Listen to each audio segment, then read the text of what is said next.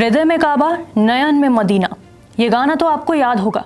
तृणमूल कांग्रेस की सांसद सायोनी घोष वोटर्स को साधने के लिए ये गाना गाकर खूब चर्चा में आई थी। अब पार्टी की हार और बीजेपी की जीत के बाद पहली प्रतिक्रिया भी उनके सामने आ गई है। सायोनी ने सोशल मीडिया पर तेवर दिखाते हुए कहा कि उनका संघर्ष अब और ज्यादा उग्र और तीव्र होगा। उन्होंने लिखा, हम जमीनी स्तर पर मौजूद हैं, हम अभी भी जमीनी स्तर पर मौजूद हैं और आगे भी जमीनी स्तर पर मौजूद रहेंगे। ईसीआई के अंतिम अपलोड का इंतजार है। जय बांग्ला।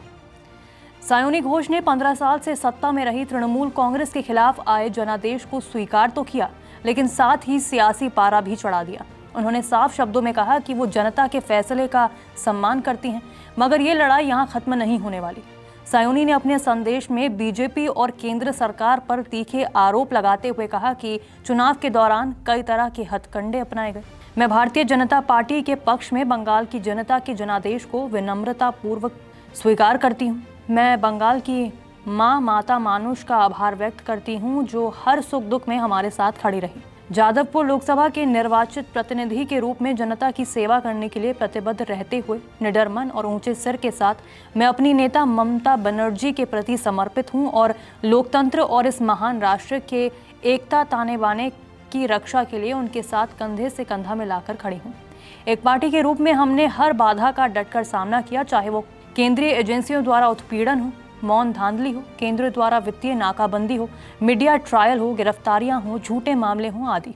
अब से ये संघर्ष और भी ज्यादा तीव्र और उग्र होगा। अखिल भारतीय तृणमूल कांग्रेस बंगाल और देश की माटी मानुष के अधिकारों को सुनिश्चित करने के लिए निरंतर संघर्ष करती रहेगी। जय बांग्ला, जय हिंद। हालांकि सियासत की असली हलचल उस वक्त तेज हुई जब विश्लेषकों ने चुनाव प्रचार के दौरान उनके गाने को ही बहस का केंद्र बना दिया।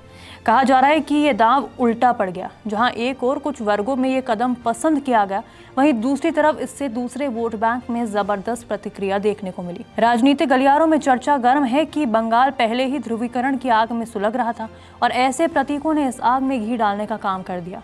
नतीजा, एक तरफ भावनात्मक जुड़ाव तो दूसरी तरफ जबरदस्त एकजुटता के साथ जवाब। और इसी बीच भारतीय जनता पार्टी ने ऐसा चुनावी खेल दिखाया कि आंकड़े चौंका गए। कभी गिनी चुनी सीटों तक सिमटी पार्टी ने इस बार रिकॉर्ड तोड़ प्रदर्शन कर दिया और सत्ता पर कब्जा जमा लिया। अब दूसरी तरफ ममता बनर्जी के नेतृत्व वाली पार्टी अब बैकफुट पर है, लेकिन तेवर अभी भी आक्रामक है। सायोनी का बयान साफ संकेत दे रहा है कि आने वाले दिनों में बंगाल की राजनीति और ज्यादा गरमाने वाली है। सवाल अब सिर्फ हार जीत का नहीं, सवाल है रणनीति का, संदेश का और उस असर का जिसने पूरी चुनावी समीकरण को बदल कर रख दिया। बंगाल की सियासत में ये कहानी अभी खत्म नहीं हुई, असली मुकाबला तो अब शुरू होने वाला है। नमस्कार, मैं हूं मानक गुप्ता। अगर आपको हमारा ये वीडियो पसंद आया हो तो इसे लाइक और शेयर जरूर करें, और हाँ, हमें सब्सक्राइब और फॉलो करना ना भूलें ताकि आप देश और दुनिया की कोई खबर मिस ना करें। तो जुड़े रहिए हमारे साथ और देखते रहिए न्यूज़ 24।